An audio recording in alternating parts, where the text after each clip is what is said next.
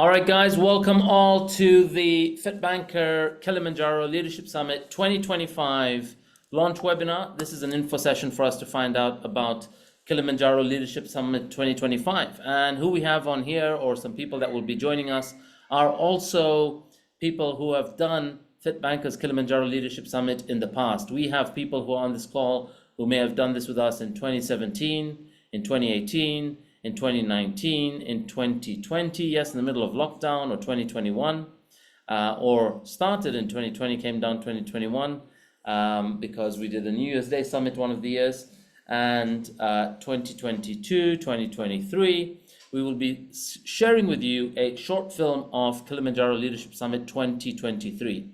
And I want to share something right off the bat that is unique about what we do. What this is I want you to think about this as a leadership program. Think about this as a jam-packed MBA. Think about this as a jam-packed executive leadership program. Think about this as a executive team building program. While 11 of the days happen on the mountain, multitude of months happen before the mountain. And also a lot of realization happens after the mountain, after you discover and relate to yourself in a whole new way. And I've done Mount Kilimanjaro 9 times. 8 of them have been as leadership summits. We've taken over 100 people to the top. And I was inspired by the first time I did it as quite a fat, heavy, overweight geezer. And I was blown away that I could do it. First of all, I was impressed that I could do it. But more than that, I was blown away by what I saw and discovered about Earth. How on earth could this world be so beautiful? What have I done to deserve to see such beautiful parts of this world and this earth? And the first thought that came to mind was my loved ones. I thought right away about my dad. I thought right away about my siblings. I thought right away about extended family members and cousins. And I thought, how come I get to see this? And I kind of used or made reference to the kind of word karma, which is what karma do I have that I get to see this, yet we've grown up in the same family, come from the same town, and they haven't. And what I mean by get to see this is there are certain parts of the mountain that are just so beautiful. They are awe-inspiring. They are terrains and surfaces and trees and fauna that we've just never seen. And so it makes you think, wow, we call ourselves earthlings, yet we've not really truly seen Earth. And in today's short film, we will see some beautiful pieces of Earth. And so we want people to really understand that we've got this one life. And this quote by Dalai Lama inspired 2 parts of my life. One is taking on my health, but the second part of the quote, which I want to bring our attention to, inspired me to take on adventure and living life in the now and discovering this world now. And the Dalai Lama, when asked what surprised him most about humanity, answered man, because he sacrifices his health in order to make money, then he sacrifices money to recuperate his health.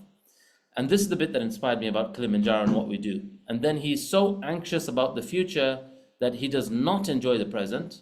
The result being that he does not live in the present or the future. He lives as if he's never going to die and then dies having never really lived. And I did this when I was working for JP Morgan. I thought I was very successful. I earned a great salary. I had a great title. I had a great bank balance, but I actually didn't have freedom to really see and visit parts of the world that I thought I could. And I thought one day I'll be free. One day I'll be out of these golden handcuffs and be able to leap into the world and see this beautiful, amazing thing. And a lot of us forget why we've taken on a livelihood. We've taken on a livelihood to be able to enjoy a certain quality of life, to experience this earth. And don't get me wrong, I did enjoy that while I was there, but I found that the quality and the nature of my enjoyment was all about indulgence.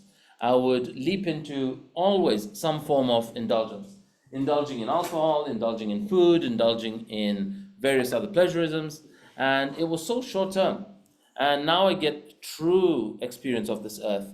I've truly connected to discovering my authentic nature by immersing myself in nature. Now, when I say this is a leadership program, this is why I want some participation here.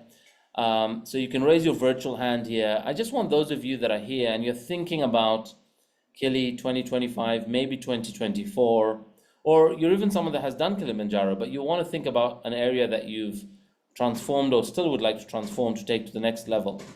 What we have here on screen is what we call an image of the wheel of life.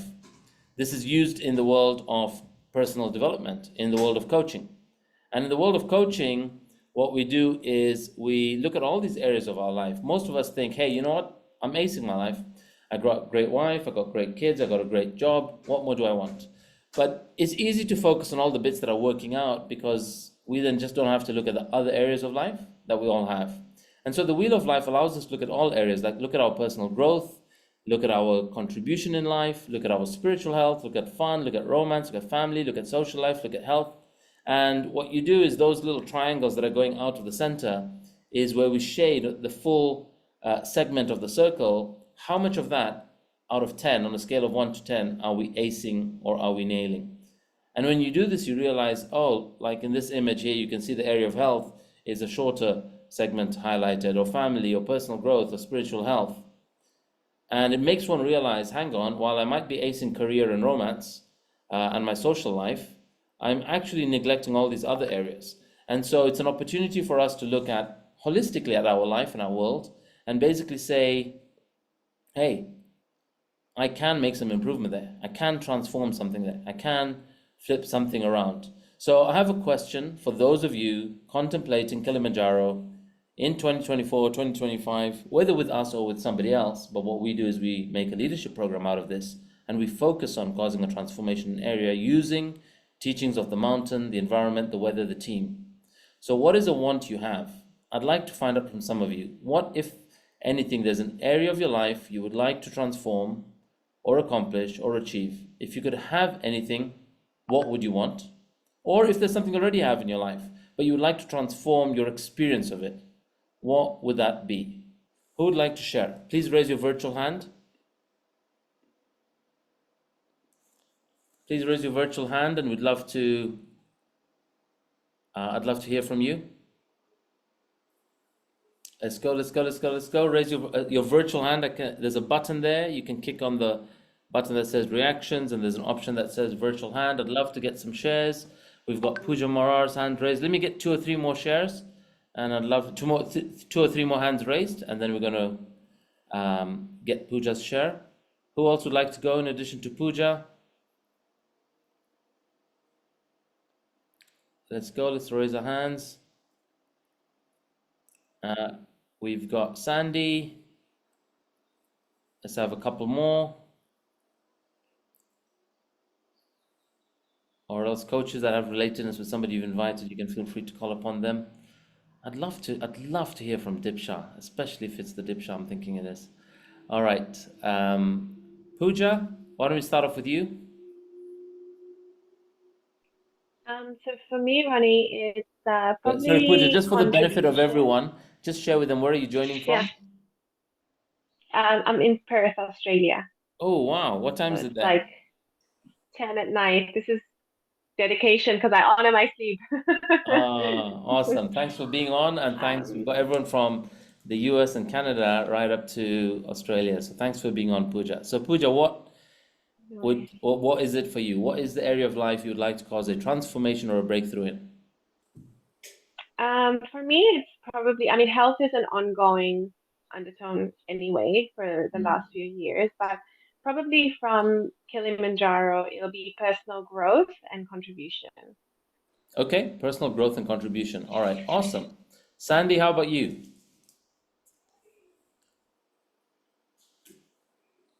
And where are you joining from as well when you introduce yourself? Sure, I'm from Houston, Texas. And for me, the area is I'm nailing career, but health is an ongoing journey. And what I'd love to transform is fun, spiritual health, and social life. Just being so head down, career growth, taking care of family. I think I've lost a lot of the fun and interaction. I still tend to be a lone wolf. Mm-hmm. So I kind of like to build that tribe and build on contribution. Oh, that is amazing. On Kilimanjaro, we have themes for every day, and one day is called Inner Child, where we awaken the inner child, and people go wild on that day when they should, in theory, be tired. They are singing, they're jumping, they're bouncing, they're dancing at high altitude There are wall climbing, like we were climbing monkey bars as kids in a playground, and we get to experience that there on the mountain. And we do get burnt out and busy in life at certain phases in our life where we think we have to do it all because we're short of time. And what we tell you on the mountain is we're not short of time, we're short of team, and we're short of leaders around us.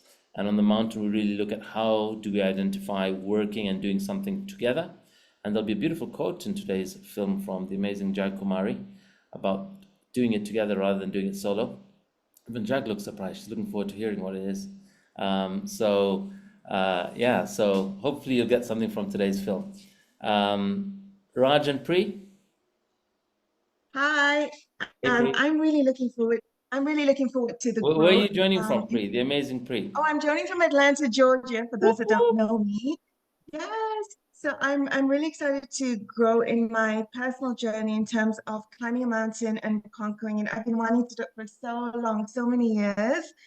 So it's really exciting, and along with the growth, the contribution that I can be of and service I can be of to others around me through this trek as well. So I'm really excited for this. Awesome. I'm excited to have you join. Would love to have you join and make 2025 epic. And Raj, did you want to share as well? Hey guys, Hey, Raj. sure, yeah. So taking a look at this chart of the wheel of life, my career wedge is probably the biggest slice of the pie, Mm-hmm. and for me, it's I haven't really been able to focus on myself for years, decades. So it's nice to have this opportunity where we have about a year out to kind of get health in order, and then for me, if I had a vision board, this would have been on it. So personal growth is definitely going to be hopefully improved in this next year in the climb. Awesome. I'm looking forward to having you join as well. It'd be super amazing if we can make it happen for you guys and everybody else that is joining for 2025. I do want to share when Raj was speaking, it reminded me of when I was in banking. Korea was definitely the biggest part of my pie. All my entrepreneurial hopes and dreams weren't even there. They didn't have a segment, and I always had them that one day and someday I'll do them.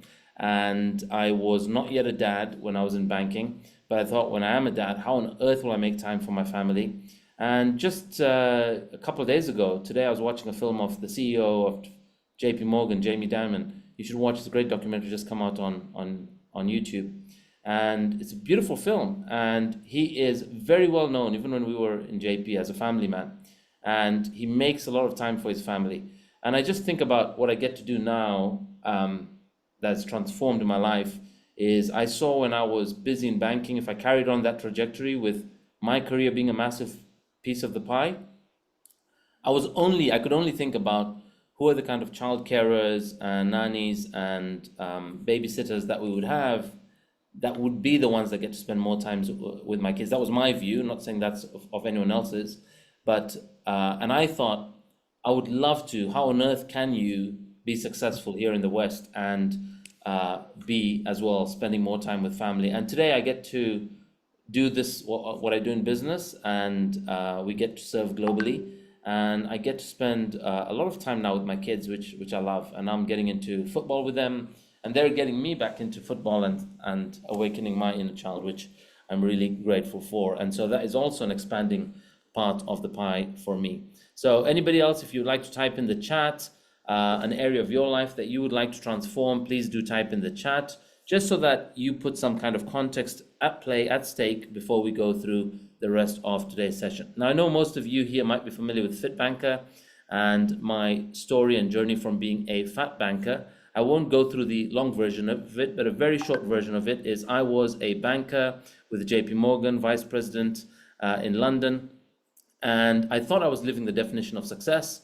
That's me on the left, that's me in the center, and while living that busy life of success and working hard, partying harder, socials, a few public appearances, Ambika and I being newly married, we were expecting, and then we had a miscarriage, and I started to stress from that miscarriage, and I wound up hospitalized after I got stressed from the loss of our baby. And I needed this kind of setback and this prick moment in my life, to my ego, to my identity, to really realize, you know what, that bank balance, that title, that salary, the company I worked for, in that minute, in that moment, it meant nothing. I could have been 15, 20, 30 minutes away from the end of me.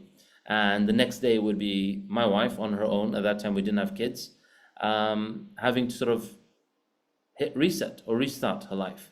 And having had that setback, I realized that while I was in hospital, that I've got to take on and do something about my health and well-being. So I started to research and study and implement various old ancient Eastern philosophies and science like Ayurveda, plus modern science around body composition, fat loss, muscle gain, rebooting our metabolism. I threw myself into this body transformation competition that I saw online, and I won that competition, and it led to the birth of FITBANKER as an organization.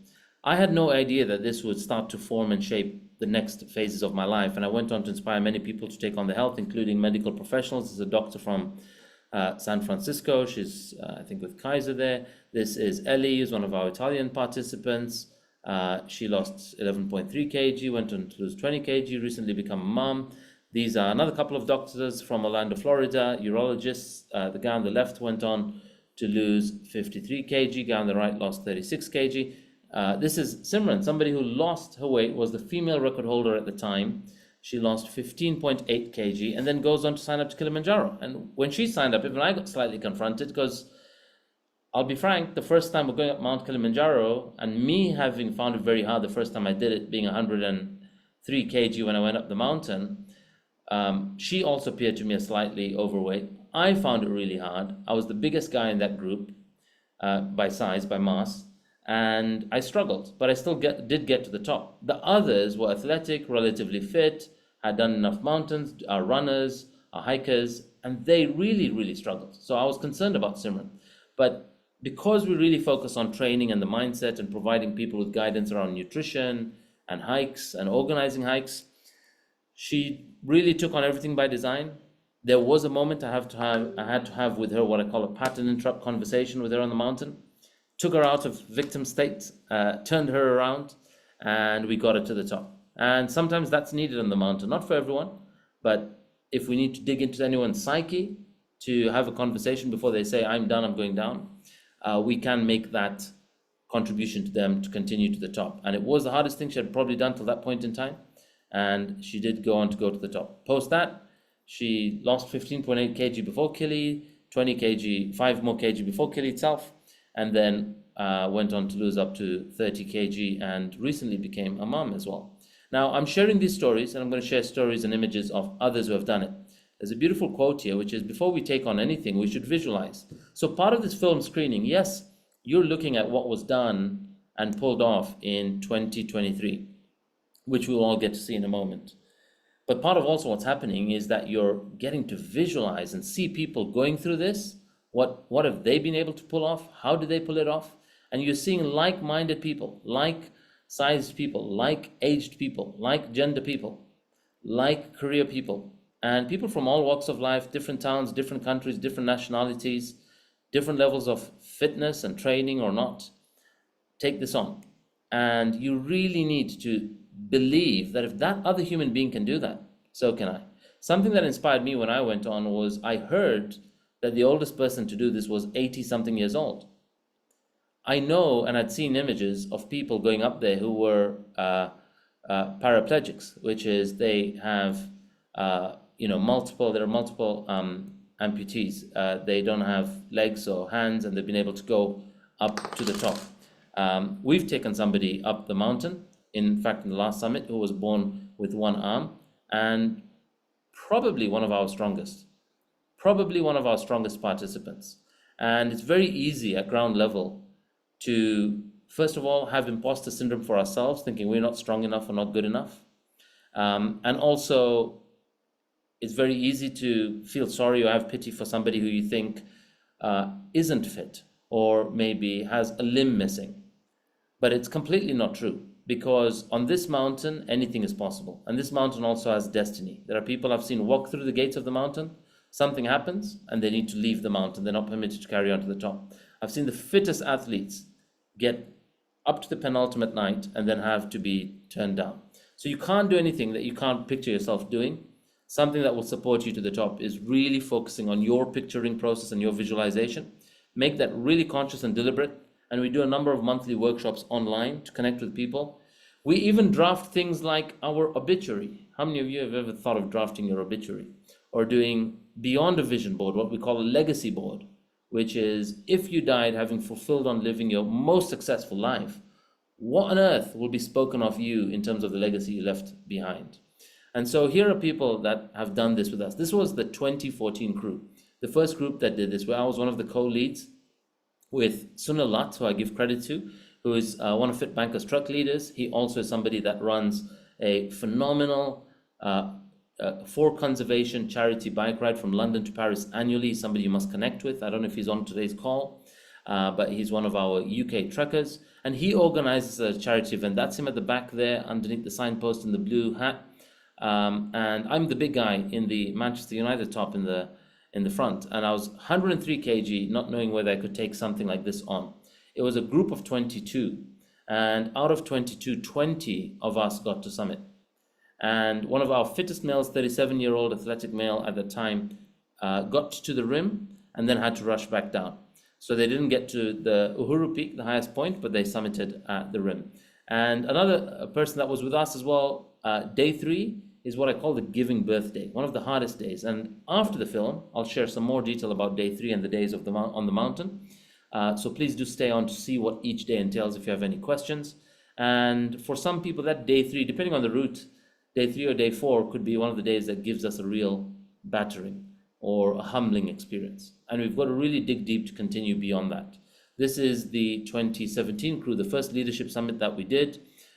Gentleman here on the top left, it was his 50th birthday. It's his 50th birthday today, but his party was yesterday, from Zambia.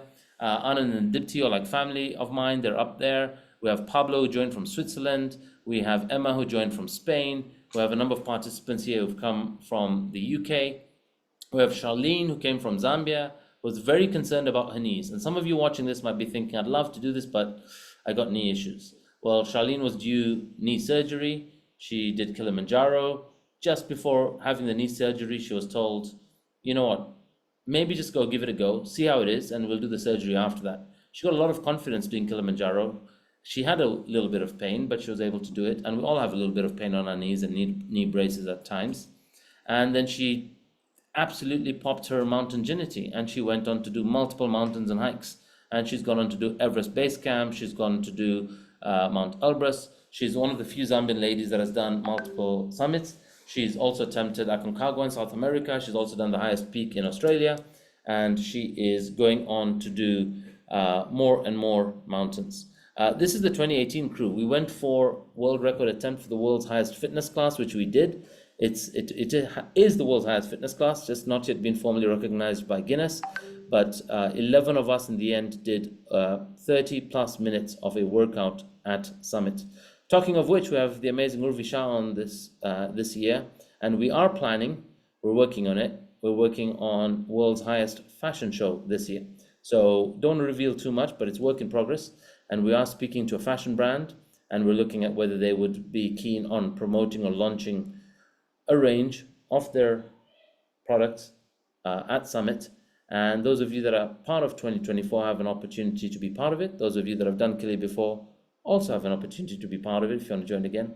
Those of you that are scheduled for 2025 also have an opportunity to be part of it if you want to come 2024 and 2025. So just saying that. So beautiful opportunity for us to do something epic at the highest point of Africa, the roof of Africa. This is the 2019 crew.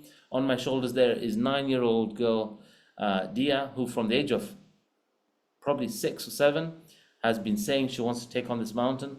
Used to attend our workshops and other events that we used to do. Signs up when she was 8, and by the time she was 9, we were actually on our way to the mountain. 3 weeks before going there, she asks, wait, hang on, Kilimanjaro's in Africa? We got to get on a plane? And then I got really worried. I'm like, oh, damn, what am I doing taking a 9-year-old girl? Like, she doesn't know that this is in a different country, different continent. She's got to get on a plane to get there. She thought it was somewhere outside London. And anyway, it is outside London, far outside London. And we were able to get her to the top. And she did this unassisted. There are different ways you can get to the top of the mountain, which is you get carried for the bulk of it. She did this predominantly by herself. There was, I want to say, a little bit of fun carrying her at the end, the last bit, a kind of celebratory carrying her to the finish point. And she did this with a mum who's on today, Jack Kumari. And yeah, I can't say Dia did it a bit stronger at that point in time than her mum at that point in time. Understandable, because maybe mum was a bit stressed and worried about Dia. And Jag has gone on to join us last year again, done Kilimanjaro twice. So here we have people from Botswana, from the US, from the UK, from Zambia, from South Africa, from the Middle East. It was awesome to have us all together. This is the 2023 crew. Some of the 2023 crew, which was our largest cohort yet, 42 people going up the mountain. And we had summits at various points in time, different points in time. This is one of the groups that I got to be with at the top. I think one of the first few that got to summit in 2023. Again, a very, very hard feat, and nothing not to be taken lightly. So for those of you that are on, I'm going to go through high level what the mountain entails, and we are going to share, those of you that are thinking about it. 2024, just so you know, the dates are 1st to 11th August. We were, I want to say, somewhat sold out. We've had a couple injuries. So what happens with injuries, we do invite them to postpone to the next year, just so that they have a slightly more optimal experience. And some of them still have the option, what we call the 11th hour option, which is if they recover, they heal, they feel better and stronger, we're going to invite them to come on 2024. So they might have their tickets held, and if they get the green light medically by June, they will be given the go-ahead to come in August. 2025 dates are 19th to 29th June. Pri, can I just check? That's the dates you're expecting, right? Yeah, awesome. All right, and so what is this? It's an opportunity for you to discover new people. Globally, you'll create this amazing global family. You will see and you'll know from people here. If you guys have done this in a prior year, please do. You can share on the chat, like, who is the Kili family to you? I do know that when people have engagements or weddings or their party or a big milestone or a book launch or an event they're organizing, they love to have their Kili fam over. We did a lot of things with our first Kilimanjaro family, and I'm grateful to have had 8 more since then. You really get to discover leadership in manners you didn't expect and from people you didn't expect. It's in a tent, it's on a mountain, it's up in the air, high altitude, and up above the clouds. You get to really discover what we call your physical and your mental capacity, which is we will push really, really, really physically hard. We will get tired and fatigued. We will be sweaty and salty on our face. We might have wind and rain coming and stinging our face, and sometimes hailstone. And you might have just sun, and you might have cool breeze, and you might have low wind. You might have really good weather. And we've had a couple of our summits where we've gone through all 7 days, and it's rained, but it's not rained on us. So we've happened to be in the tents before it rained and rained down on us. But you will discover once you're physically spent, you then have to dig into what we call your mental strength. And even mentally, guys, we're going to start saying stuff that we give up. But if you discover that you aren't even your thought or your fears or your concern or your anxiety, you discover what lies beyond that. You're allowed to be contributed to by team. You eat when we say eat, you hydrate when we say hydrate, and you sleep when we say sleep. And you take a painkiller when we say painkiller. Then you'll find how you can really recover beyond your own level of judgment and discover what lies on the other side. This is a bucket list item. It is the world's highest single standing mountain, definitely volcano in the world. And when I say highest single standing, it's not the highest mountain in the world. Everest is, and the peak of Everest is, but that's a range of mountains. So think of them as mountains upon mountains upon mountains. This is flatland in Tanzania. There's one single volcano that comes up. It's got a couple of peaks that stick out of it. One collapsed many thousands of years ago or millions of years ago, called the Shira Peak, which is now flat, and it's formed the Shira Plateau. And there's a very small little thorn sticking out to one side that we call the Mawenzi Peak. But the main one is called Kibo Peak. And the highest point on Kibo, the rim, if you reach the rim of Kibo, we call that a summit. But the highest point of it is called Uhuru. And depending on which point you reach, this year, the first point we reached is called Gilman's Point. The point that will be going up, that we went up last year, is called Stella Point. And the one that will be going up next year is called Stella Point. And the highest point is called Uhuru Peak. And we spent 2 days at base. So we either do 2 days before or 1 day before, 1 day after, depending on which year you join. And in the design of that, we're going to have a Seva day, a day of giving, a day of visiting this charity that we fundraise for, a day of really getting humbled by what we might take for granted. In most recent years, we've been backing and supporting. The first year, we contributed to fundraising for a school where we built an additional classroom or 2. We have now been supporting a deaf center, which has on average about 100 kids. And last year, we broke our fundraising record, thanks to the amazing Harinder and Manjeet, who we have on screen, who are also track leaders with us. And what did we raise in the end? Was it 14K, guys, or does somebody have the number? It was 13.5. 13,500 pounds. Yeah, around 13.5. Which is amazing, which goes a long way for this deaf center and really contributes to a lot of their new classrooms and courses and tools and resources that they get. Over the years, we have sunk a borehole there. Over the years, some of our participants have done their own fundraising to fund for that particular cause, like 9-year-old Dia, when she turned 11, dedicated her birthday into fundraising event and has contributed to various things that we have there as a result of FITBANKERs globally and their people, which is there's a borehole there, there's a solar panel there, and to get the water bill just for 100 kids is $500 every month. That's been saved. That's been being saved because we've sunk a borehole for them. They've got farming stuff there. They've got workshops where they're learning woodwork and soon metalwork, and they're starting to make curios and souvenirs. We do a team building day where we'll go either to a coffee plantation or a banana plantation. We'll see how coffee is farmed and taste my favorite drink in the whole wide world, which is coffee, and kahawa, as we say in Swahili. And we'll do some crazy dances. We might do some traditional African reels at base as well. And you get to connect with amazing leaders globally. Now, this year, we're going for 30 leaders. And we're at 23, and we have 23, 24. We have space for 6 or 7 people. And next year, we may go again to 40 leaders. And if with 40 leaders, we're inviting us to fundraise about £20,000 for charity. That's every year, that's our goal. And some people easily raise £500 per person or more. And for some people, even the act of asking for money or telling people they're doing something for fundraising is very confronting. But in there, you will discover your leadership. You'll discover, why do I get stopped? Why do I not ask people? Why do I want to do this big thing in my life very quietly and secretly, and then suddenly pop it on my Facebook profile picture at the summit of Kilimanjaro? You learn a lot about yourself and your identity. But our promise from this whole experience is it is one life transforming experience.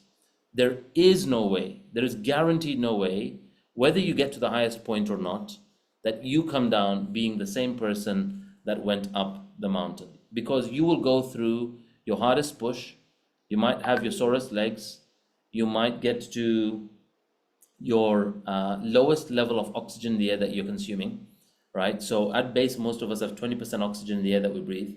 At summit, that oxygen reduces to about 10 or 11%. So your lungs start to become a bit more efficient. For some people, that is confronting.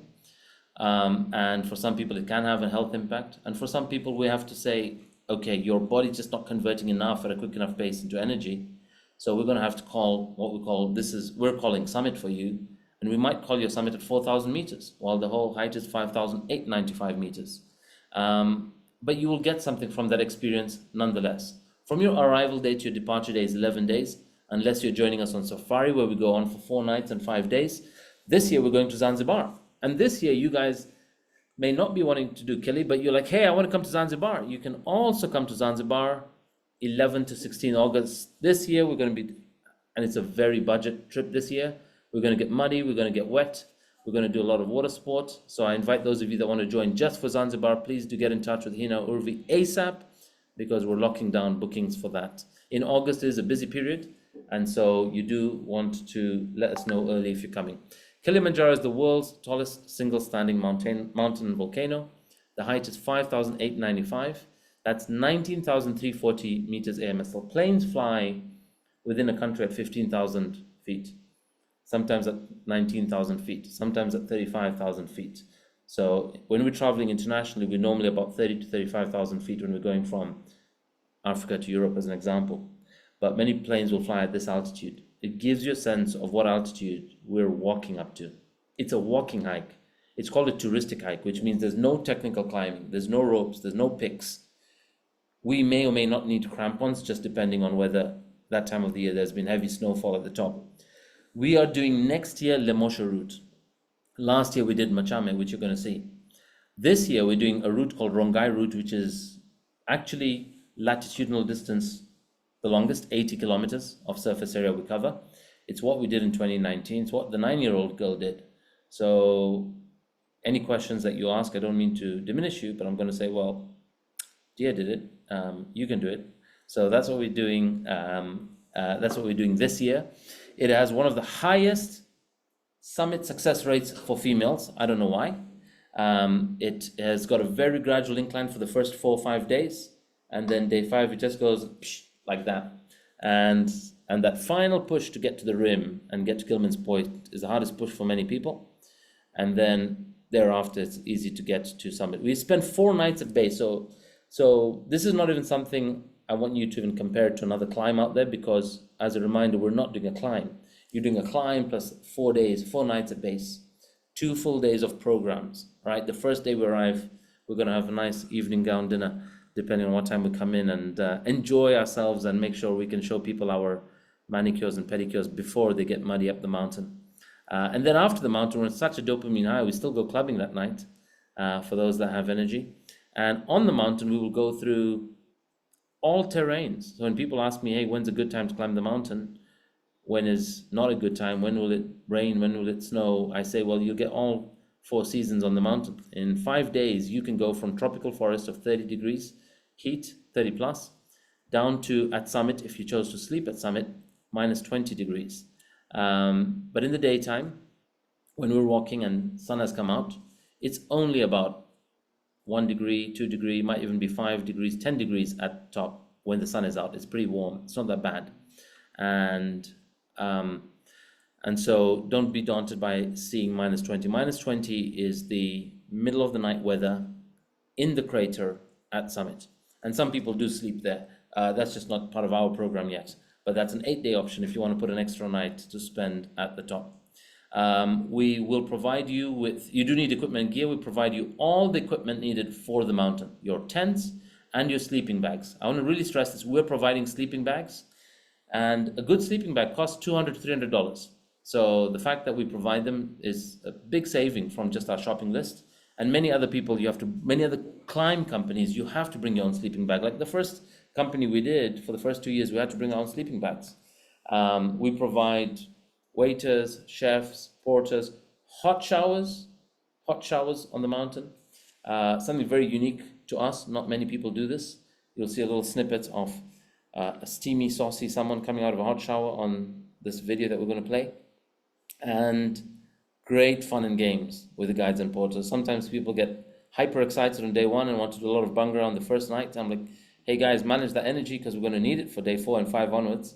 And then they realize that as we go up. And then day 6 and 7, people always tell me that you didn't tell us that we need energy to come down. And I always say that on the masterclass, and I'm saying that again, that I always say that on the masterclass. And still when people are coming down, they're like, man, you didn't tell us that we need energy to come down. I'm finished. And so people focus their mind and energy to budget their last drop of energy to finish at summit, and then they realize that they need to come down. So you'll see some people being carried off with oxygen or on a stretcher or on somebody's shoulders because they actually did spend their energy to get to the final point.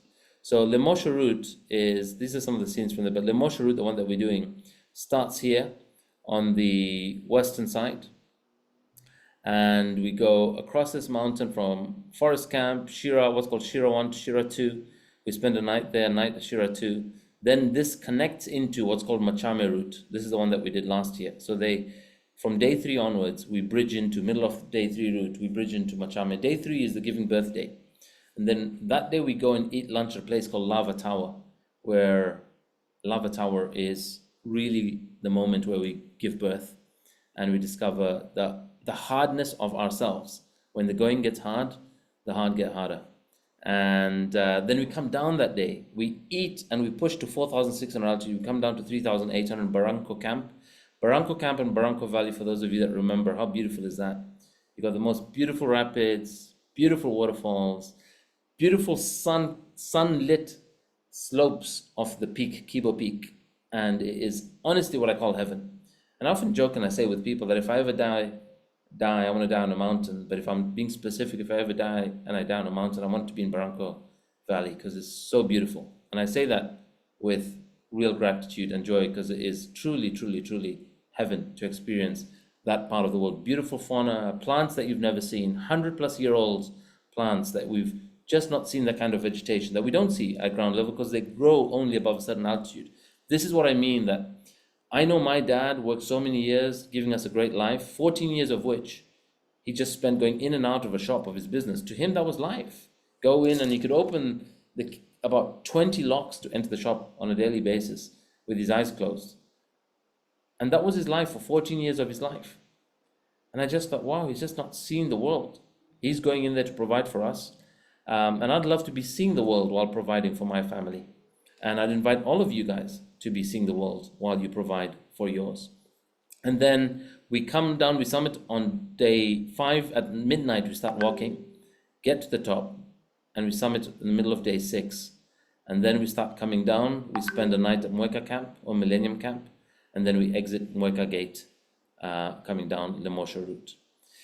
Now this is a leadership summit. We'll be going shortly into the film screening, and I do hope that we have all that wanted to be here live for the film screening. Anybody else that wants to invite anyone, if you've joined late, or you see somebody join late midway, make sure you tell them to watch this on catch up on my Facebook feed. So you can go to my Facebook feed and find that. But a leader takes people where they want to go. A great leader takes people where they don't necessarily want to go, but ought to be. And I do hope this will inspire you all. We're now going to go into the film screening. And as we go into the film screening, please do listen intently.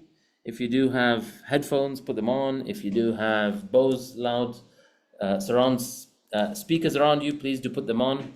It is going to be good fun. So I'm going to just stop share for a moment, and I'm going to flip to my screen. I'm going to first mute my WhatsApp that kept bleeping in the background. I hope we're ready for this, and I am going back to screen share. All right, guys, here goes for everyone that is part of the 2023 film. I thank you from the bottom of my heart. This film has really moved me. I hope it brings you guys as many emotions as it brought for me, and I hope we inspire many people through you all sharing your journey. So please sit back and enjoy. Volume up. Here goes.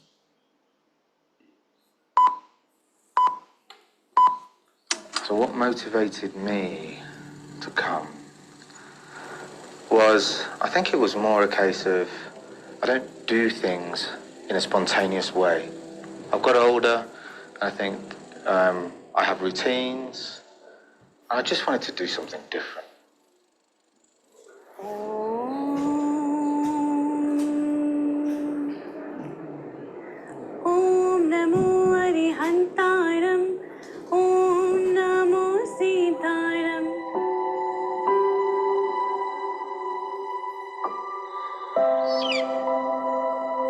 Everything is in your head. So if you're tired and you keep saying, I'm tired, you're going to give up. You just have to keep going. So what can we learn from nature? From the way the trees interact with certain animals we cross, and the variety of animals and the birds. And there are singing and swinging trees.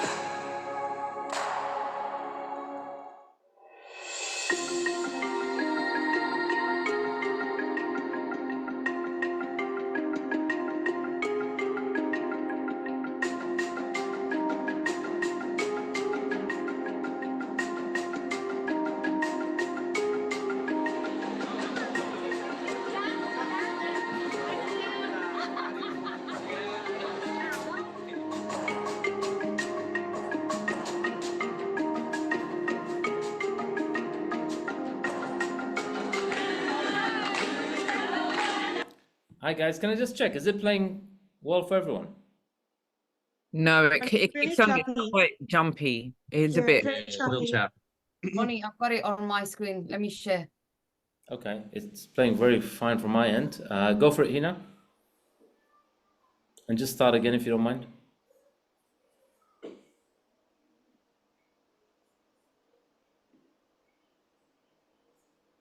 Just put your volume up, Hina, at your end and full screen. Can you Sorry see my about that. screen? It wasn't giving me that feedback that it was jumpy.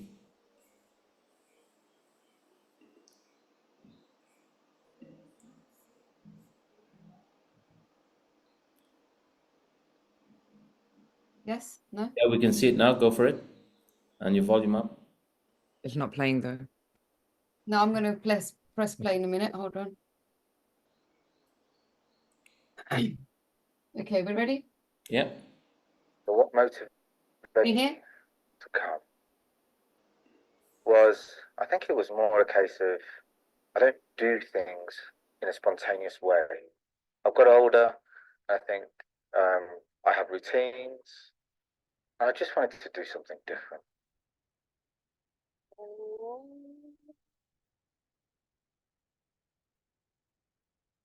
Om Namo Arihantaram. Om Namo Sitaram. Hina, it's still a bit choppy. Everything is in your head. So if you're tired and you keep saying, I'm tired, you're going to give up. You just have to keep going. It was better before. Yeah, probably. Yeah, it was, Ronnie. From the way the trees interact with certain animals we cross, and the variety of animals and the birds, and there are singing. Hina, let me just do it from mine. Sorry all for this. I think what I'm going to do is I'm going to just try if it makes a difference. It's on HD. I'm just going to go to, for purposes of this, I'm going to go to SD quality and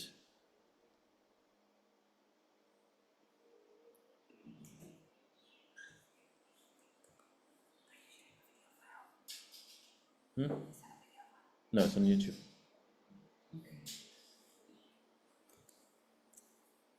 Okay, we uploaded this to YouTube for that purpose, so let's just see.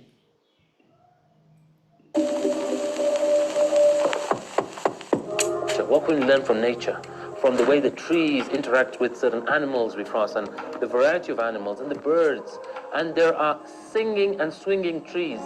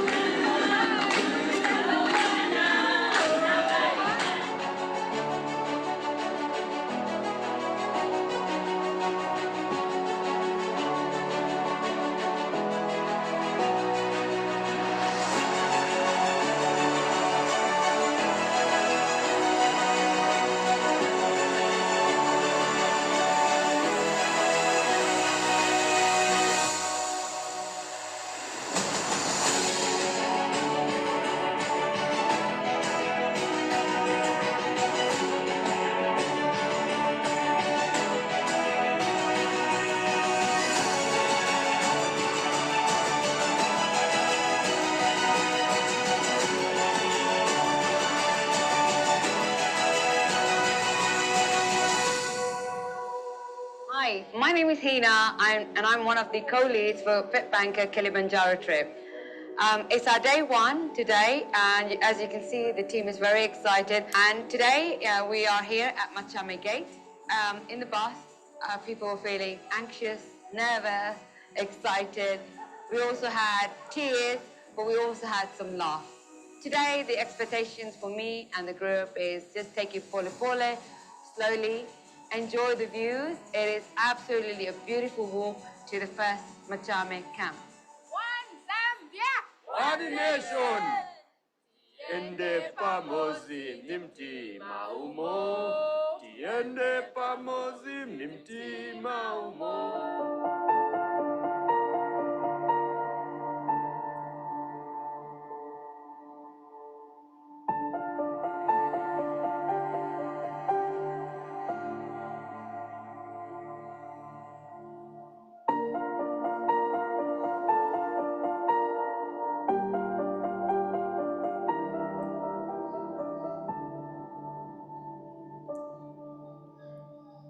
Hi, I'm Sarika Shah, and this is my husband, Rishi Shah. We're doing this expedition together, and we're currently at Machame Gate, and oh my gosh, we are so excited for this. We've been wanting to do this for such a long time. It's been personally my childhood dream since I was 4 years old. Our expectations are that it's gonna be a tough climb, but you know what? We have an incredible group, and we have so much power, so much energy with the whole team that we have that I just think it's going to be so enjoyable. I think that the energy that we have between all of us is just going to push us all along, and I just really can't wait to start.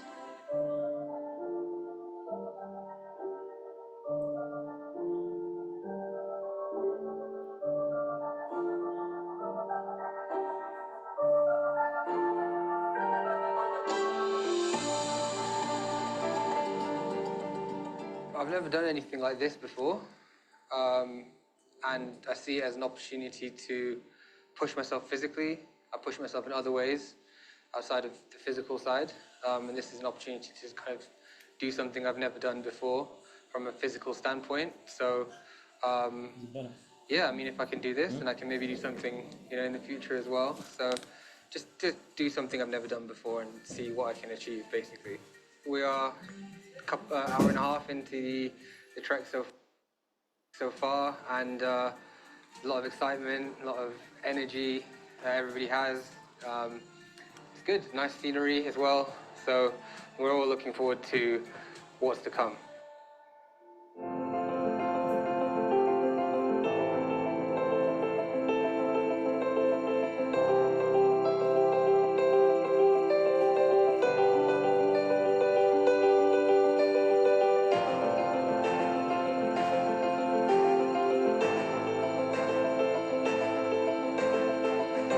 Started off last year with my mum.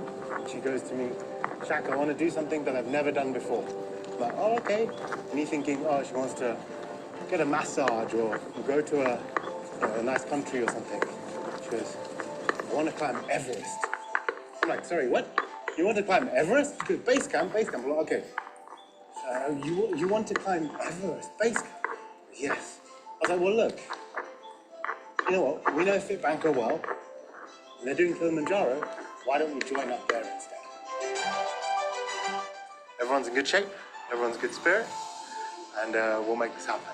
I think my mantra is pole pole. There's one more, do or do not. There is no try.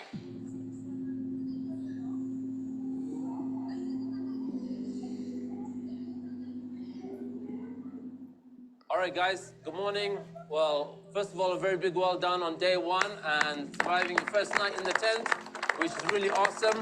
Now, every day we have a theme and we have a particular context setting for the day. Today's assignment is that they're not speaking. They need to go within. They need to hear the noise of their inner voice. They need to get connected to a lot of their internal critique, criticism, complaints, comparison, but they need to focus on the mantras. So today's day is really discovering the power of silence.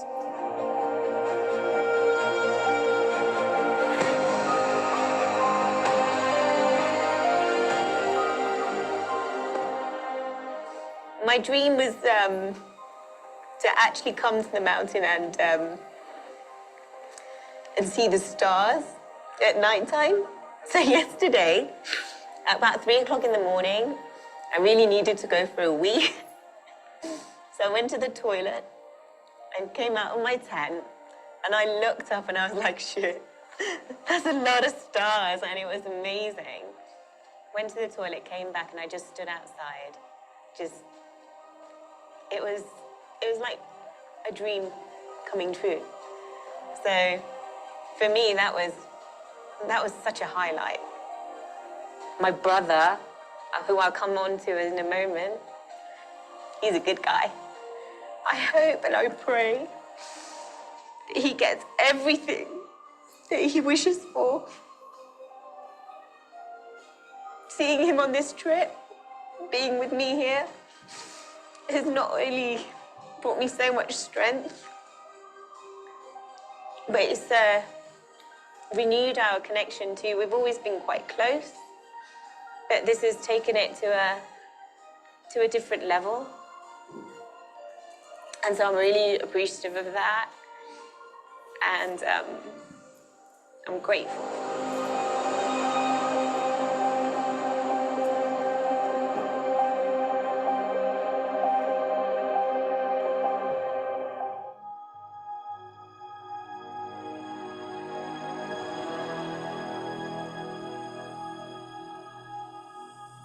So the team has been great. Whenever you need help, they're there. If I'm feeling tired in the morning, someone will come and give me a hug to make me feel better. Someone else will make me a hot drink, make sure I'm all okay. If I don't have the right gear, they'll go, here, have some, because my feet were really, really cold 2 nights ago. I could not sleep. So one of the team members was like, here, have my feet warmers, they will help you. So everyone's been gathering around together and helping each other. The guides have been amazing, and the porters have been amazing too. The mountain has taught me to believe in myself, never to give up, have inner resilience, and just keep going. And the mountains that we have to conquer are not the physical mountains, but the mountains which are inside of us.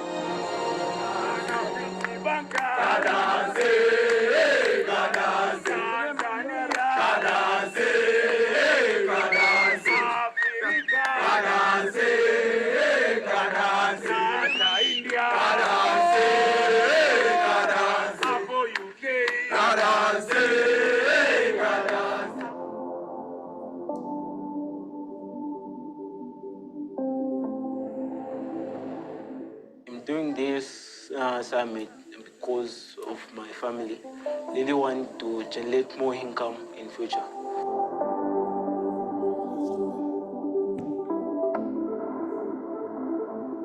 You can't experience this by going home and telling someone about it. You have to experience it being here. We're on the 4th day, going on to the 5th day tomorrow, and it's a sublime experience. And I can see people be in front of me just looking at the clouds coming in, and they're videoing it. And I can't take a video of this and show it at home, because you won't get the experience. So it is one of those that you have to be here to experience. But the real reason that I want to climb Kilimanjaro is in memory of my brother. 11th of June, 2022, it was 10 years since my brother passed away.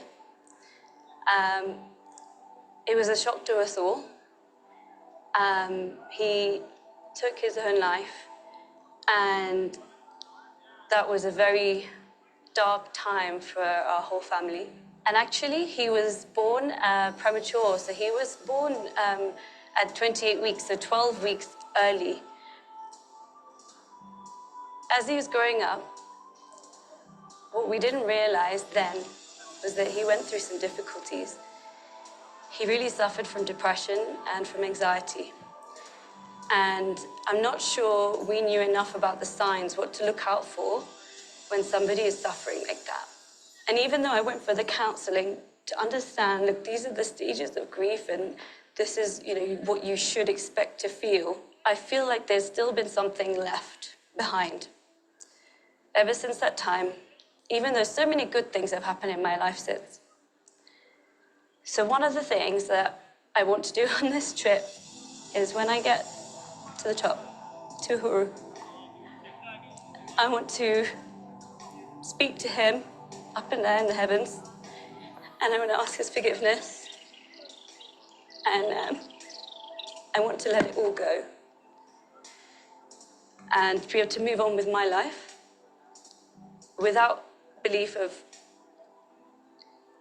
that if I go and do something, and if I put my soul and my heart into something and work as hard as I was working then, that something will go wrong. That's what I felt like, because I was working so hard and I was not paying attention to the other things in my life, something went wrong. Which is not, that's not really the truth. It was his choice that he made. I now am better informed and I know a lot more about mental health, and I really, really want to do my part to help other people learn more. So this is really important to me, this trip, and that's my real reason for wanting to climb Kilimanjaro.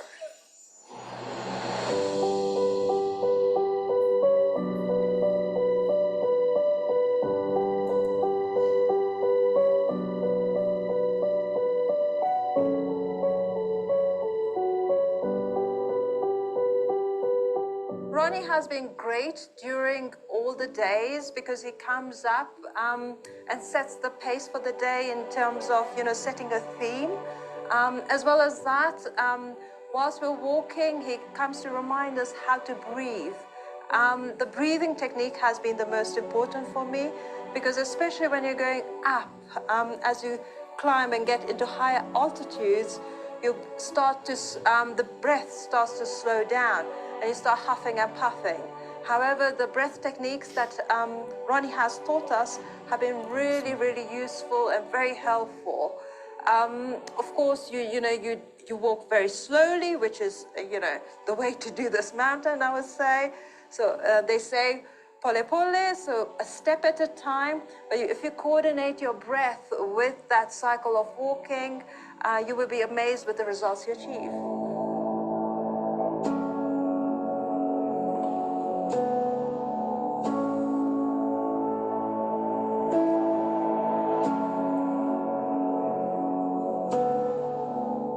The themes were questions like, to bring your inner self out. And each day you find out, by taking layers off, that if you've got too much in your life, do you really need it? What are you carrying? And I have learned that in my rucksack, I was prepared for everything. And when I mean prepared for everything, everything. And then you realize, actually, I didn't even need them. So I'm putting that sort of theory into my life and dealing with stuff that I actually need. So the basic rule is you can't stop the sun from rising, but you can turn off the switch. So if you got control of the switch, use that, but don't focus on the sun. I was looking for a new challenge, so joining Ron and others on Kilimanjaro felt like a good idea. For me, I have a two and a half year old daughter at home. And although everyone keeps saying, wow, she'll be so impressed when she's older, so inspired that her mum climbs Kili, it's really more than just that. And great if she is inspired, but, for me, this is all about what women do, what mums do to develop themselves, grow, spend time on themselves. Life shouldn't stop because you've got certain labels attached to you, whether it's wife, daughter, daughter-in-law, mum, You should still carve out time for yourself, to challenge yourself, to grow. And for me, this is really about understanding what my unlimited potential is. And if I can break the boundaries here, I think there's a lot I could take home and break boundaries at home as well. Just finished an amazing, beautiful, hot, steamy shower at 3900. This is absolute the bee's knees. This is amazing hot water, so good to clear the congestion and so refreshing early in the morning. Sadhana.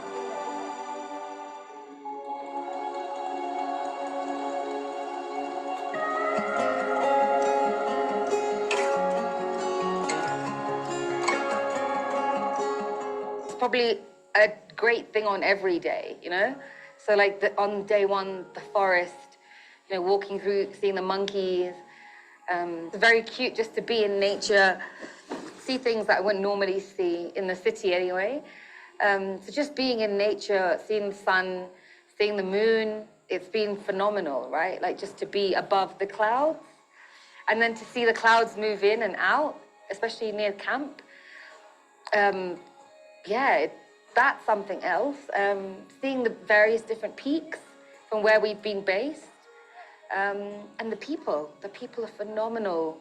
The team, the cooks, the guys, they're like family. They're just amazing, absolutely amazing human beings. And then even connecting with the rest of the FITBANKER, you know, everybody on the Leadership Summit. They're all amazing.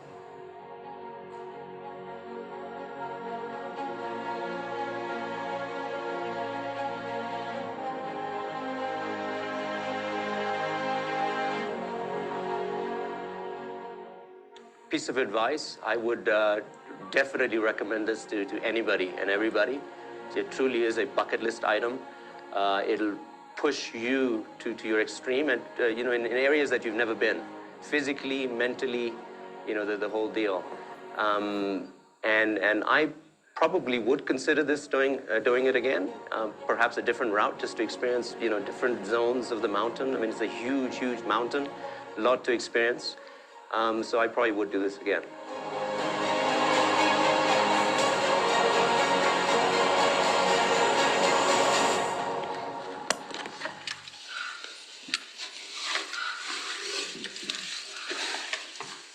So I think the learnings that I've got from the mountain is definitely that we're not individuals. You know, we're not just one human being. If you want to go further, you do it with others. You know, if you want to go alone, that's fine as well. You'll get there eventually. But when you do something like this and you can appreciate Mother Nature, you appreciate the mountain and what that gives to you, you just appreciate that back in the real world, like, we try and do things solo often. We try and do it on our own.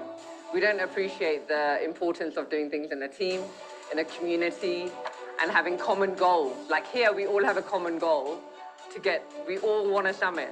We all want to help each other summit. It's not just one person wants to summit, everyone wants to summit. And we all want all 42 out of 42 of us to summit. And it becomes all of our journey, you know? So I think that's been the biggest learning for me is that if I want to go further, to just really do it with others. And I've declared a few challenges that I'm taking on for next year. And it is about team, it is about building bonds with more people and creating new projects. So I'm excited about that.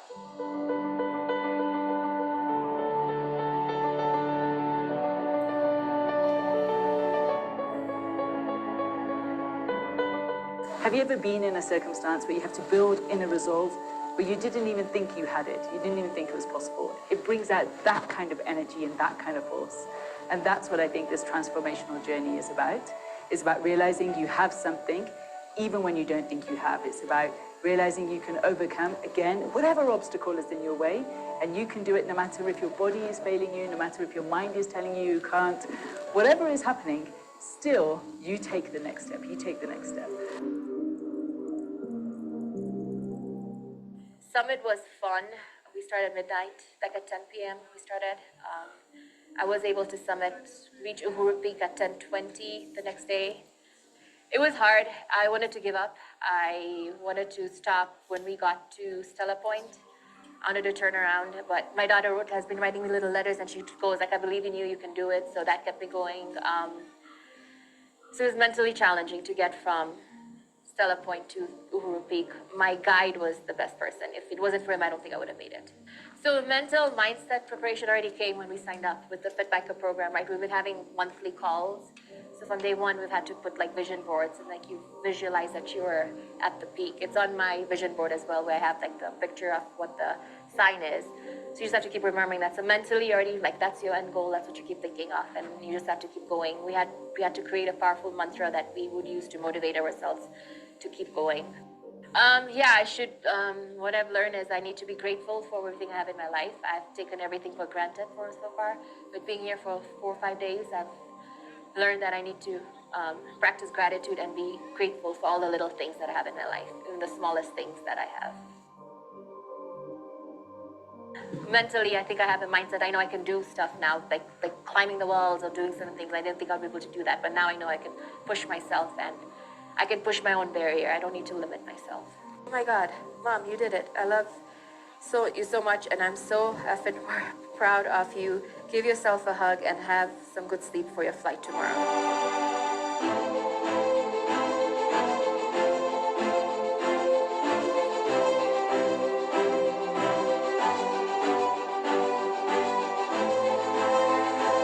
The mountain is just one of the ingredients inside of our program, and we spent 7 days on this mountain. It is a 9-day leadership program for individuals committed to their personal or professional leadership, or for corporates that really want to cause a transformation for their senior leadership, for their leaders to be, for their middle management. And so it is a great experience for people to be put through their paces, to discover their breaking point physically, emotionally, mentally, and then really still get connected to how much power, how much resilience, how much tolerance, how much drive the human spirit has. And day 3, like we said, is about the giving birthday. A new you emerges because we really push. We push past pain, and on this particular summit, we've had strong winds, and so people had to walk through these strong winds. Grateful that we didn't have rain or snow or hail, which we have had previously on day 3. But whoever gets to 4, 6:30, and then we experience going down, they discover newer, stronger, more vibrant version of themselves, and that's the new person they give birth to. This mountain is definitely not a walk in the park. It's not something to book in like a holiday, and it is something to interrupt the monotony of your life. You could be watching this right now from the comfort of your office or from your home, and I want you to consider you will go through the rest of this year, possibly doing more of the same, unless you sign up to and commit to a pattern interrupt like the FITBANKER Kilimanjaro Leadership Summit.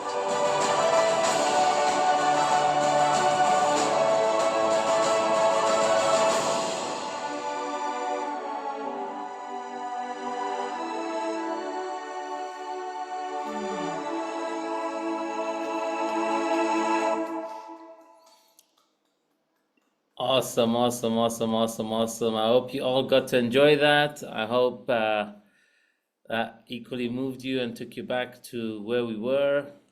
I'd like to just take a moment to Decha, can you come on camera, man? I'd like to spotlight you and just share you with the team, and anybody else that would like to come off mute for a moment to say anything or share anything of what it brought back to mind, whether you're on the mountain or have done it previously. Decha, if you're there, let me know if you can come on camera so I can spotlight you.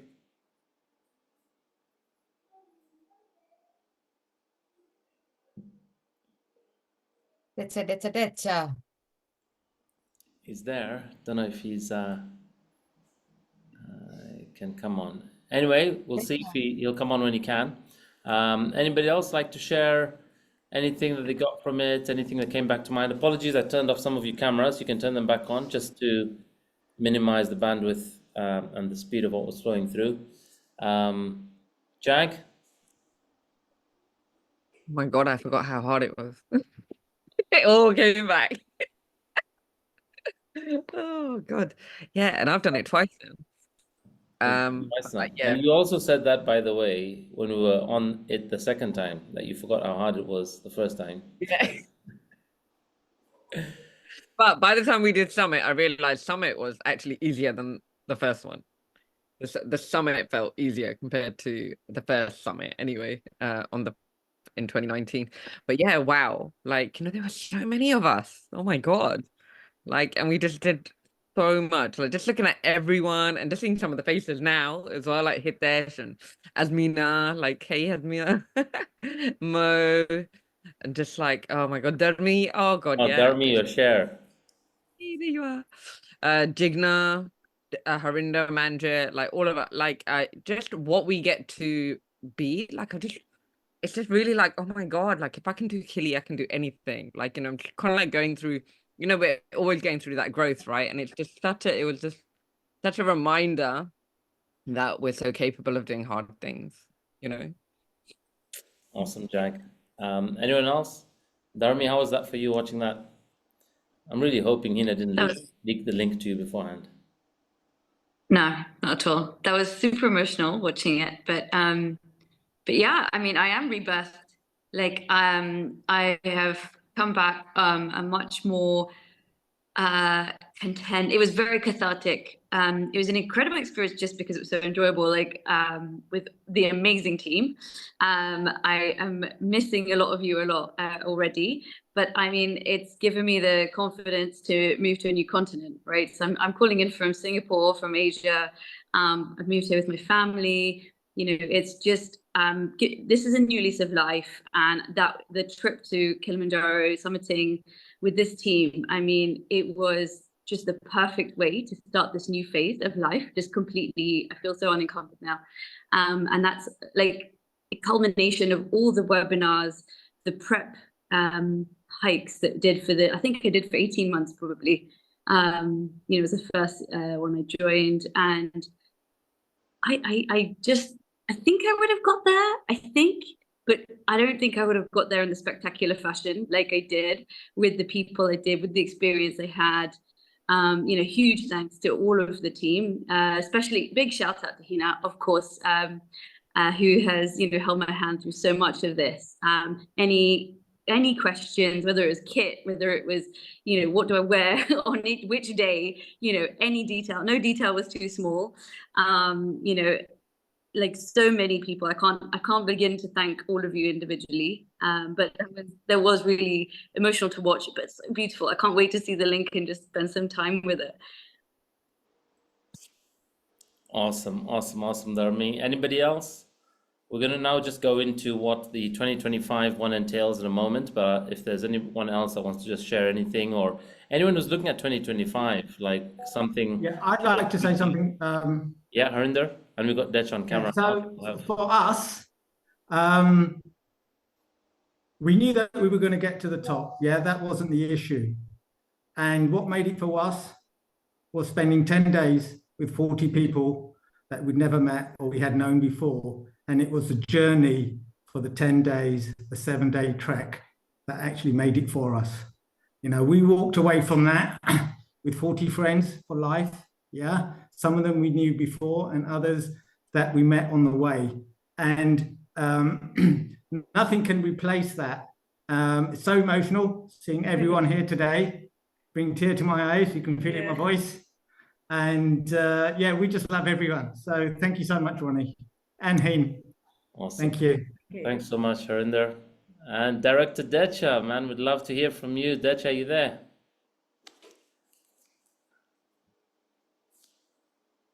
Are you there, Decha? Please unmute.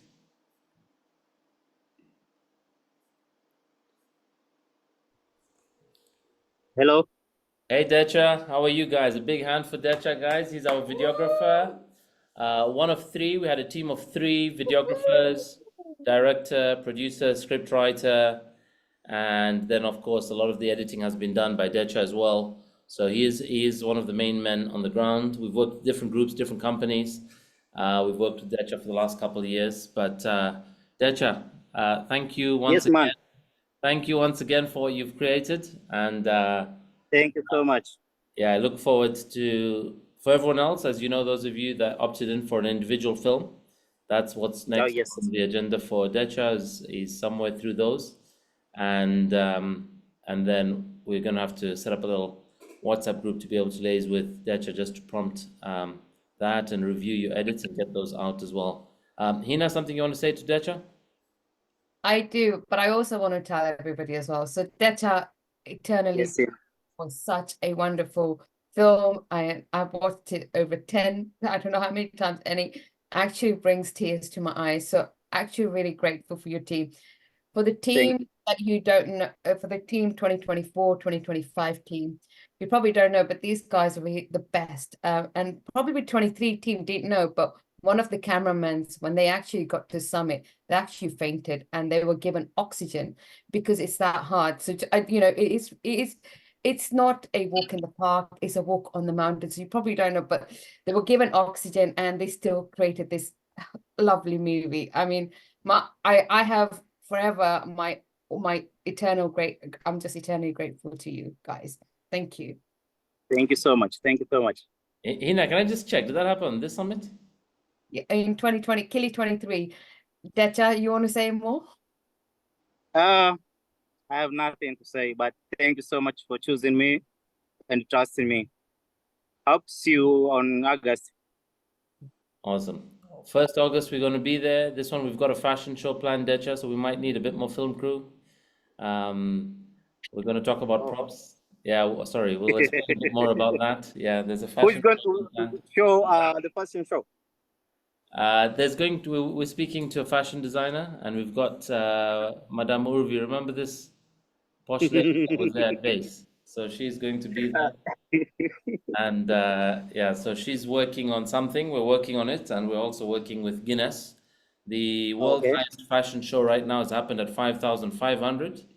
So if we can do this, we will be doing it at 5,895 meters. And but tutaona kaka. Sawa, hakuna tatizo. No problem. Decha, sema Ronnie nanipa pesa na mimi nakuja. Sawa. Okay, sawa, nitamwambia kupe. I was just gonna say Deta. Deta and the team were amazing. Like they were walking alongside us, like they were part of that, you know, part of the group, part of the crew. We never felt like they were. I mean, we knew they were filming, but they were like they became part of the team throughout the whole time. You never would have felt uncomfortable with them. You would just. I couldn't believe how like it. Like, we were like, have you trained for this? Like, they did so well. But like, yeah, it was amazing. So yeah, definitely, guys. If you got Deta there again next year, he's gonna. I mean, this year and next year, it's gonna be amazing. But yeah, thank you for an amazing. That was just so, like, it really brought tears to my eyes and just really got moved by the whole memories. Thank you so much. Being able to go back there again. So thank you so much to you. Asante sana, guys. So we're just going to crack on, wrap up for those of you that are keen on 2025. This is where I'd love to go into. So this year, like I said, there's 6 places there as an option. And if you are keen for this year, you've got to move really fast. You'll go to people right now, Hina and Urvi, to make sure you get in. They'll brief you on where it stands right now in terms of if you want to join the cost. But you can prepare from as close to 3 months before the client. Right, so not here. If you can please mute yourselves, guys. Anyone in the background, please mute yourself. Co-hosts, if you can help me, just mute anybody else. And for 2025, the price of the program is going to be 4,100. What's included? Everything from your pickup to your drop-off, excluding about 3 or 4 meals that we go to eat out at restaurants. We have a few other extras, an extra team building day, transport, logistics on the ground. We provide sleeping bag, we provide 4 nights luxury B&B, training and nutrition guidance, webinars each month between now and the mountain. You need to bring separately, there's 200 discretionary tips, which we give to people that we work with along the way. So that's separate because it's discretionary and you're giving it individually. But for those signing up now, there's a 699 scholarship, so £700 off. That's quite a lot. That's the flight for some people. And it will be 3,400. So, 4-1 would be almost inclusive of flight, depending on where you're coming from. If you were coming from the UK, you could get return flights for that much. So 3,500 if you're paying it in one installment in full.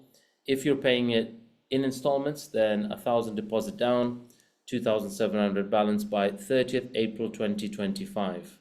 For those of you that are coming this year, it is 3,500 if you're paying in one installment, or there'll be a different price if you still want to break it down between now and end of May this year. So this is what the program entails. You have to book your flights. There are some webinars. We have a next prep webinars on the 14th of May, and we would love for you guys to all be part of it. Those of you 6 to 13 May, we're away on Mount Toubkal in Morocco, and 2025 middle of the year, 19 to 29 June. Every year I meet people that say next year, and I always say to people that we can see there's a lot of uncertainty in the world right now, but over the 10 years of going up the mountain from when I first went there, I've literally lost friends in that they're no longer alive, who for them seeing me go once, twice, 3 times, 4 times, said next year, and some of them are unfortunately not around. When you join the program, on one of the days we have a team building event like this where we do a host of workshops, we do what we call life map exercises, we introduce ourselves in an even deeper way than we do on the webinars. So some of you on 22, 24 are saying, hey, I don't still know some of my team. I promise you, you will get to know your team, everyone in your team, very, very well by the time we start going up that mountain. This is what it looks like. It's all smiles and clean faces at base before we enter and before we start the ascent. I won't go through all the days, but as we go through the mountain, we start off with deep, thick rainforest that we walk through. And on day 1, we have a packed lunch. On all the other days, it's hot lunches at the stops. This is only to save time because we're dealing with registration as we go through on day 1. Toilets and water stops along the way, but otherwise we have our own toilets and showers at our own campsites. This is what our campsite looks like. Inside our tents, this is how the plates and cutlery is laid out, and our fresh food is prepared, and hot meals or fresh fruit or whatever it may be. And we've had people do this across the years from all walks of life, different parts of the world, different countries. Day 2 we go into, and day 3 we go into what's called Alpine Heath and moorland, and then we go into the 3rd and 4th day, we go into terrain where vegetation reduces. It's dark black volcanic rock. Sometimes it's wet, sometimes cold, sometimes it's windy, but no such thing as bad weather, only inappropriate clothing. And day 3, if it's Machame route or Lemosho, is what we call the giving birthday. On Rongai, it may also be day 3 because we combine day 3 and 4 of what would ordinarily have been split in 2 days. We do the 2 of them together on 1 day. And we do a lot of stretching and yoga along the way. We do breath work that we train people on along the webinars. This is Bina, who's come twice with us. This was one of the years where we faced a lot of rain and hailstone, but despite that, we get through it. The next day is Awaken the Inner Child, where we go over Barranco Wall. This will be there in 2025. It's not there this year, but we have something different. We have a lagoon we go through, we have other waterfalls we see. It's scenic from a very different perspective as well. Each campsite, each stop has a beautiful board where we take a photo for our progress for the day. Carry hot drinks on certain days, start early on certain days, go through the mist, go through the rain, and then day before summit we walk through what I call walking on the moon. There's no vegetation, completely dry black soil and volcanic rock, and this is the day before the summit commences. We get to what's called the base camp. The base camp on Lemosho and Machame is called Barafu camp. The base camp on Rongai is called Kibo Hut. And then at midnight, we start off walking through. Various people have done this. People do this as couples, and they've had a shift in their relationship. This is a couple which is the first time doing an adventure of this extent and push. This is again another couple that got to sort of reignite their relationship and marriage. This is a couple who were engaged. This was actually the point at which the guy had to turn back, and his fiancée carried on to the top. It was hard for him after day 3, and he was the fitter male. That's me and my brother. I've got to do it with my brother a couple times actually.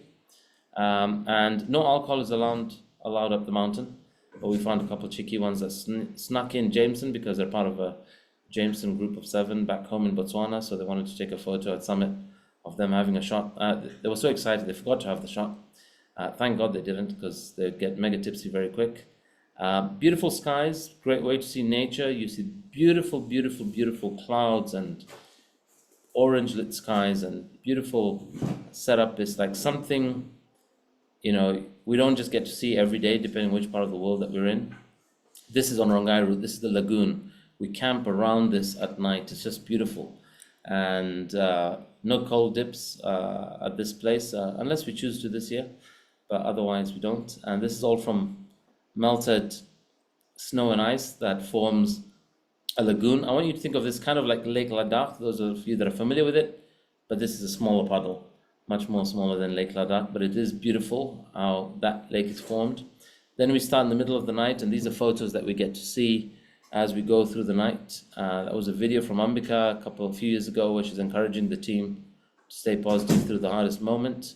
It gets very cold. We have to warm ourselves up. We've got to wear all our layers, 4 to 5 layers. At this time, double gloves, sometimes hand warmers and feet warmers. Warming ourselves as soon as the early sun comes up. We're grateful for that sun coming and warming our bodies up. And then we wait for the first break of sunlight, and everyone's taking their first selfies when that first sun comes out. And then we get to the rim. The first point on the rim is called Stella Point, and from Stella Point, from there to the ultimate summit is only a kilometer. But that kilometer is the longest kilometer we've walked. It takes 1 hour, a good 1 hour to get there. As fit as we may be, there's 10 to 11% oxygen here. You might do a kilometer at base in 10 minutes walking, casually. Here, with all your effort, it might take you an hour. If you fast, maybe 45 minutes. If you carry that journey on and you don't turn back from that point, you get to see these beautiful glaciers. These are what I would call like the castles on in the cartoon Frozen.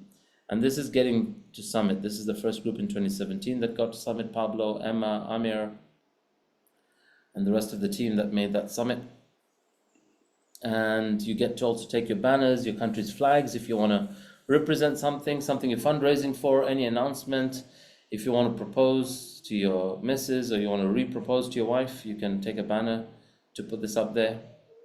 Raj, Pri looked at you, huh? She looked at you really strong at that moment when I said that. So just so you know that. That's Simran, who finally got there in the end.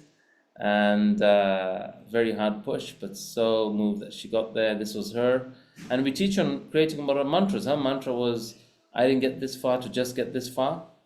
And she kept pushing poster transformation to make sure we got to the top. When we come down, we have a big tipping ceremony and party with the porters. We're elevated, we're high, we're joyous, we're grateful. This is the 2018 party. This was the 2019 crew, actually, when we came down the other route. We go up as friends or even strangers. We honestly come down as family. Then we have an after party after we come down. Last few years, we've been having that after party at base. We have a celebration at base, an awards night at base. The following day, or we do this in some years, we'll do it before, where we have a Seva day, where we're fundraising for a particular cause. We used to have it after, but more the last year and this year we'll be likely having it before, where we go and we might do some tree planting. We go to see what we fundraised for. And yeah, that is the venue that we're staying at.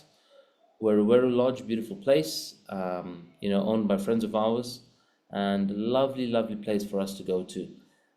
Very close to the base. Sometimes you can see the mountain there in the background, and very popular for tourists. Those that want to go on safari thereafter, we have a 4-night safari thereafter, which you can do.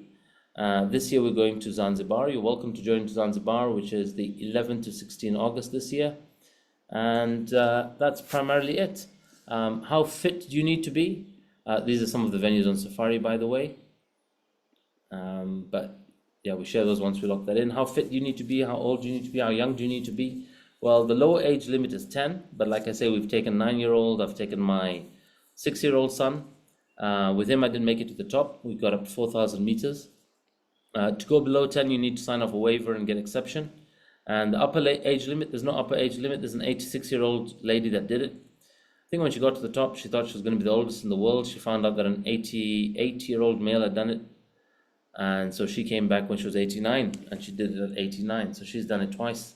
But at the same time, you've had Wimbledon athletes who have not been able to do it. This is Martina Navratilova, who got up to day 3 or 4, and then she had to be brought down. So you might be fit, you might be an athlete, but that doesn't guarantee summit success. You could deal with medical issues, altitude sickness, cerebral edema, pulmonary edema. Every year, somehow in our group, we do have doctors, but we're not counting on them to save us. We've had to save doctors, so no pressure, Raj, on you. And we are going to have, we have sometimes taken a doctor as a separate cost to us to take the doctor up. When we were going for the world record, we took him. When we had elderly people, we took him. We don't have him scheduled for this year. We're not planning on taking a doctor this year. We don't need a doctor. Most groups don't need that. Our best doctors are mountain guides. They're well trained with extreme first aid, and if anything happens and we need to take you down, we rush you to where the quickest evacuation happens, and then you're taken to a high altitude clinic at base where you start to receive treatment. Of course, there are risks, no guarantee on summiting, but there is an increased rate of summit success with the number of days that we take and the team that we take and the amenities that we take and the food that we take and the hot showers that we have. It really does support you. No guarantee on whether you will or will not fall sick or what the weather will be like, but what you will get is definitely one life transforming experience with this global family. But the most dangerous risk of all is the risk of spending your life not doing what you want on the bet that you can buy yourself the freedom to do it later. And so I really invite you guys to take it on. And yeah, I will pause there. I'll take any questions. Any questions anybody else has? Those doing 2025 or keen on 2025, Raj and Pri? The first part was we have to be in Tanzania 2 days before for acclimatization, right? In Tanzania, yeah, that's included in our program. So if you arrive on the 1st, we're commencing summit on the 3rd or the 4th. Okay, got it. Yeah, so not before the 3rd is normal, but I think if we're doing 2 days of activity, it's on the 2nd and 3rd, and then 4th we will commence summit. And then 10th we come down, and 11th everyone leaves. Sorry, for 2025. For 25 for June. Sorry. I just kind of need to know when to leave, or at least look at flights. Yeah, so basically 19th, you need to arrive anytime on the 19th. Anytime, okay. And anytime on the 19th. We do recommend if people get in the morning or by lunchtime, it's good, so you can join us for the welcome supper. That's not part of the program. So some people come at 10 p.m. at night because they're late flights, or midnight they arrive. That's okay. The activity begins on 20th June. So 20th June and 21st June, we're going to be either out and about. Then 22nd June, we commence ascent. 28th, we're back down. And 29th, we fly out. Okay, got it.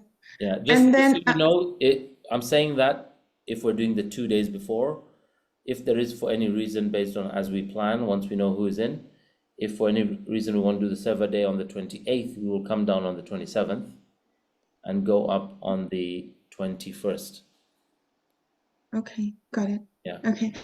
And then in terms of medication, do a lot of people use altitude sickness medication when they go up? Is it It's not mandatory. We do have everybody carry it. We have majority not use it and not need it. If we do find somebody does have symptoms or from beforehand, we might put them on. And putting people on Diamox, like we have done year after year, there are many people who are struggling and we give them Diamox. Doesn't guarantee summit success. Even on Diamox, we find that people then have to turn back and come down. And then there are some side effects to Diamox, like you lose a lot of water. For some people, causes puffiness in the face and other things. So yeah, we will know when to administer it. We know what we're looking out for if there's a concern, but we do carry it, and we ask everyone to carry about 5 Diamox tabs, and we tell you how and when to take it. But most don't need to. Hey, Ronnie, can you expound on the safari part at the end for the optional excursion in June? Yeah, so that's going to start on the 29th if you're doing safari. And so add 5 calendar days to that. So it's basically going to go on till the 3rd of June. So 29, 30, and then 1st, 2nd, 3rd. So 3rd of June. 3rd of July. Sorry. So 3rd of July, and then you can fly out on the 4th.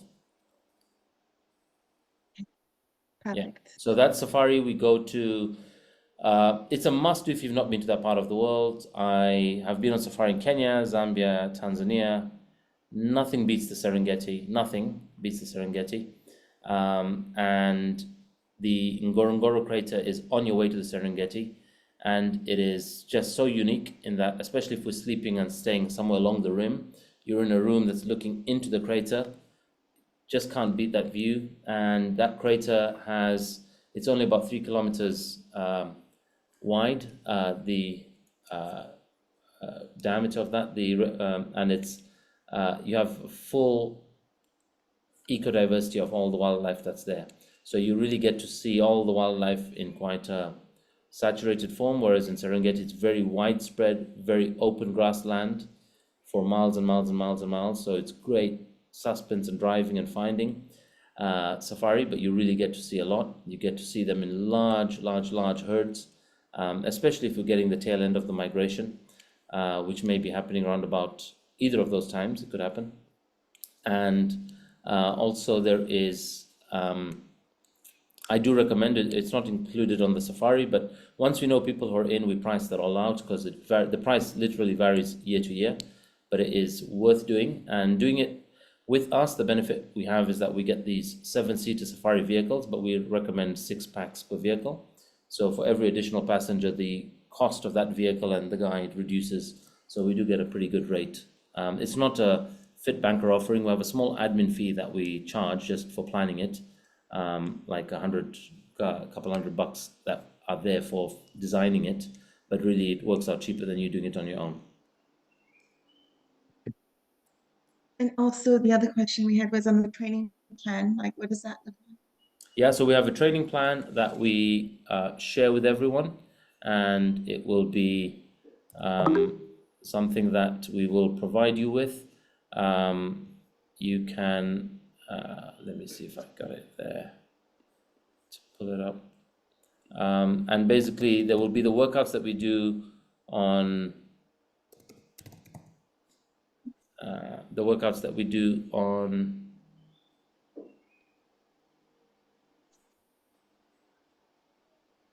let me see if this plays. The workouts that we do on our Tuesdays, on our live workouts, those are something that you can join, but separate to that, we share with you the main workouts that you need to do for the key muscles, developing your quads, developing your hammies, your calves. But the best form of training for a hike is hiking. So we do give you a recommended schedule of how much to hike, what kind of hikes to do, what kind of distance. We have a hiking log. We have monthly calls in preparation and check-in, and that's really what will support you. They say you need 3 months of diligent training for Kilimanjaro. We recommend 6 to 8 months, starting early and having it be leisurely, so there's kind of no surprise. There's a slow build-up factor. Training for a mountain is not like training for a marathon, so it's not. I say it's not as hard as a marathon because I say that because I've never done a marathon. But if you've done a marathon, I think you will find this a bit easier, but still not guaranteed that you'll have summit success. Okay. Thank you. Yeah, and then I know we're kind of going off the beaten path because it's not just the major cities, but what about like vaccination? There are vaccinations recommended. There is nothing needed per se, other than sorry, how to remove spotlights. There's nothing like needed. Yellow fever. Yeah, yellow fever from Kenya to only if Tanzania. you're coming from a yellow fever location, like India or Zambia or whatever. But what Tanzania now do is that they give it to you right on arrival. So if you're coming into JRO airport and your flight via Dar es Salaam, in Dar es Salaam they will check. If you don't have it and they need it, then they'll take you to room, $50, you get it done, and no side effects, no soreness. The next day you're good to go. So we had to have that for one of our team. In the grand scheme of things, push comes to shove, legally, if you don't want it, you can spend time arguing, but if they want to make it difficult for you, they can. But if you come from the US, UK, you don't need it anyway. US, UK. Yeah, so Priya and Pooja might go to Kenya and then Tanzania. I know when we did that about a decade and a half ago, we almost got stuck, but we had our yellow fever shots. I don't know how long they last. If you had it once in your life, even if your yellow fever book is expired, they'll let you go through. Nowadays, you don't. It used to be every 10 years.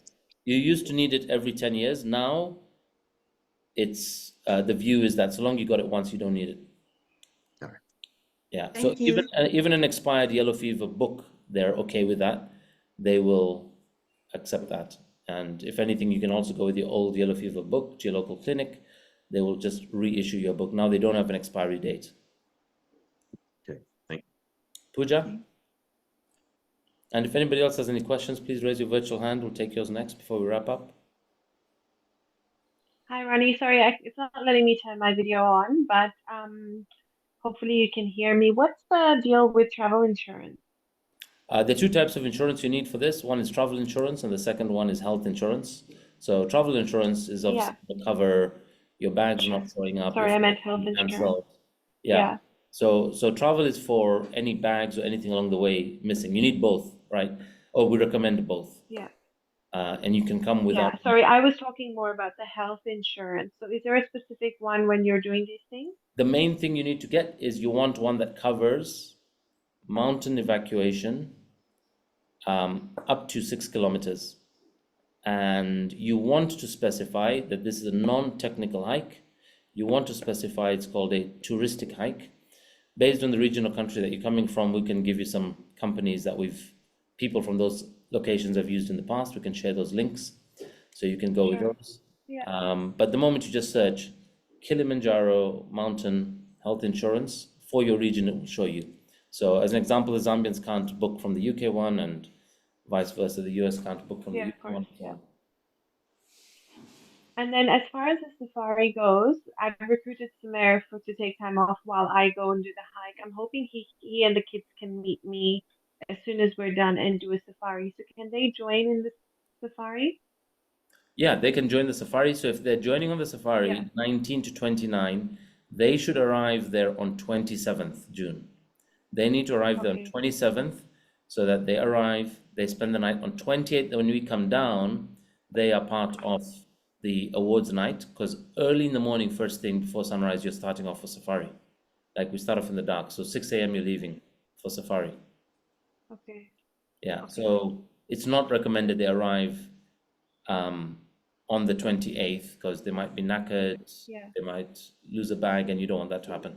So allow for a day. So say come on 27th, we'll arrange that pickup and extra accommodation for them as well. We just need to know the arrival times and all that stuff. I highly recommend safari, guys, if you've not done it, this part of the world. I know for some people it feels like an extra cost, but this is why I tell people, I mean, it's why we don't even do it as a product of ours, because if we were to add our margin there, it will really dissuade a lot. And without our margins, I'm really shocked to say that of the trip of 42, nobody went on safari. Oddly, I didn't just put enough emphasis on that, but it's so worth doing. And if anyone wants to do safari this year, you can do safari and join us in Zanzibar. If you want to join Zanzibar this year, it's an option for anybody that didn't get to go out there last year. And it's only $1,000. And is the timing right? Is the timing right for the migration or whatever? I haven't looked into it. Yes, it is. It's good. It's a good time to go. For 2025. For 2025, it's a good time to go. Well, the migration generally happens. Dishal, can you confirm if you would know, or any Kenyans here? Because this is actually the first time we're doing it that time. But when we went in August, it was the tail end of the migration. So I think it starts in May, June, if I'm not mistaken. So it is a good time to see it. But either way, if you're going to the Serengeti, it always feels like a migration. You're going to see, you're driving through buffalo for kilometers, and it's just crowded around you with buffalo and zebra. And those two buddies hang out together, and you learn why when we drive through them. And you learn a lot about Lion King when you go through it as well. Hey, Ronnie. Hey, Dishal. Good. So for the migration, it is around that time, but it even varies a bit, because you usually don't find the full entire crowd coming in at one go. Yeah. So they do it in batch, but it is quite it is a huge herd that normally crosses. Yeah. And sometimes you could be there at at the same place for days, and you could see them just going back and forth, and probably after about 3 days, they would actually make across. Yeah, yeah. Yeah. It's Yeah. guys, And then there obviously was one more thing. Yeah. Yeah, sorry, go on, Dishal. Sorry, I was saying there was one more thing that you said about the yellow fever. Yeah. I know the ones that you take right now are valid for lifetime, but Yeah. I think the previous ones that were given before used to be for 10 years. Yeah. So I think if that has expired, then chances are you may want to check and confirm that you might have to take the new ones, which will now be valid for lifelong. Yeah, I'll tell you what happened with me though. I just showed them my old expired one, and they let me Yeah. through at Namanga border. So Okay. if you can remember Namanga border, they let us. And then also, what you can do is if you go to your local clinic in Kenya and you take your old Yes. expired one without giving you one, even though it was stipulated that they expired in 10 years, the view on that Yeah. has changed that you're unlikely to get it or immune from it. Yeah. So they just issue you a new book. They don't, and they do that legally and legit, and it's confirmed by all the hospitals there. So you can confirm with Aga Khan and Nairobi Hospital were the ones that were issuing mine. Yeah. Well, 1 year I had it and I lost it, and I found the old expired one. Like I've got the yellow fever vaccine now 3 times in my life. Yeah. And I found my one from my childhood, and they said that's adequate enough, and they just really Okay. your book. Okay, fine. Anyways, I'll at least look into it, and I'll. $50 at the airport, and any Yeah. local clinic there's $50. Whether you do it in Kenya, Tanzania, you can get it for $50, and it's temporarily painful, like for that hour or so, or a couple hours for that day, and then it's all good. Cool. Pooja, anything else from your end? Sandy? Since this topic of safari is currently being spoken about, a quick question about the cost. Does the £4,100, I'm assuming that's just for the activities and the summit, Yeah. who do we work with, or where do we get details about the cost of the safari? So we never really give the cost out because it varies on the season, and but it will be better rates in June guaranteed than in August. August is the most expensive month of the year, right? Because it's Europe holidays, it's everywhere's holidays, and the places we stay at can cost at peak season up to $700 a night, just so you know. In the past we've gotten safari from as little as £2,100 for everything from your pickup to your drop off at the airport, all meals inclusive, full board, for £2,100. And then we've done the same one where it's gone up to £3,300. The same route, just different years, different rates.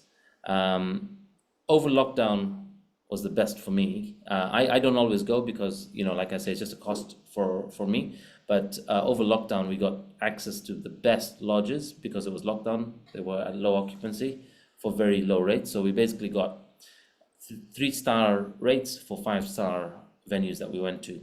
And the venues we choose are, honestly, growing up in Zambia and Africa as an African, I've never booked these places.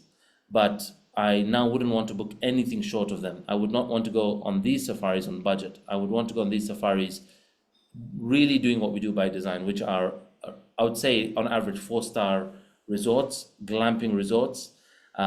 If I know from now that 2025, the safari industry right now is going through a massive boom, is like a post-COVID catch-up. And as a result, people are getting a bit cheeky with the prices, but there's a massive post-COVID catch-up still going on till this year. And even this year's rates, what we're finding is still high, but budget £2,700. I'd say keep it there, like the midpoint, £2,700, £2,800, and just trust us on what we select. Like we do all the selecting, we design it. We want to know if somebody is doing a hot air balloon safari, and that's an optional. So the whole group may not do the hot air balloon safari. That's a separate $500. But we design it that the 2 nights in Serengeti, whoever from the group is doing the hot air will be picked up at 4 a.m., taken for the safari, and then you have a breakfast in the middle of the Serengeti. You land in the middle of wildlife, and you are sat there with tables and picnic tables, and you're having your meal. They're not like walking around you, but just know you're in the middle of it all. Perfect. And then one last question is just to follow up on Pree's question about the training plan. Yeah. We're going to share that.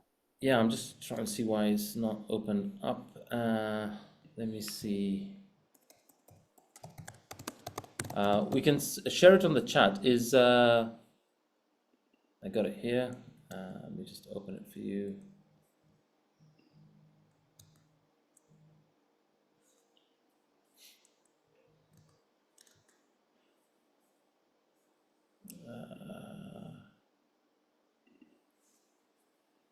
Don't know why this is not opening.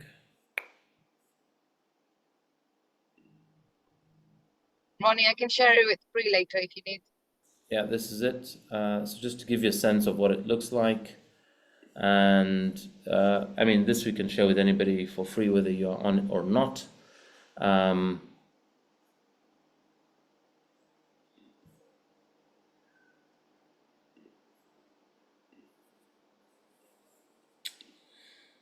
Oh, God.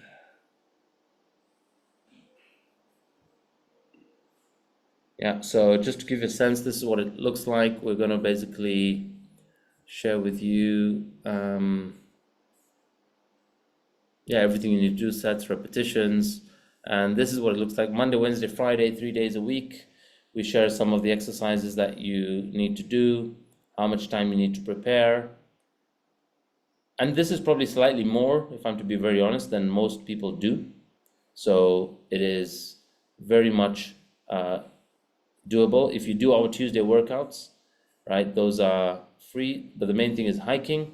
We want you to get in daily walk for 3 to 5 kilometers, but on the weekend or once a week, try to go for a 5 to 8 to 10 kilometer walk.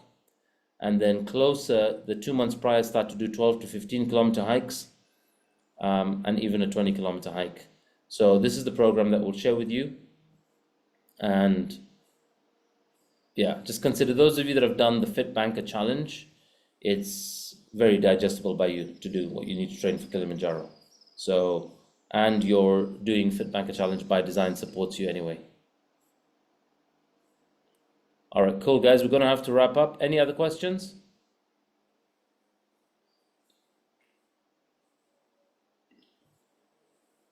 Pooja, is that another question? Or is your hand just raised from earlier? Sorry, I just forgot to put my hand down. Okay, cool. All right, anyone else? If there's no more questions, thanks all for being on. Look forward to having as many of you join. If you have any inquiries about the 2025 or 2024, reach out to the relevant team.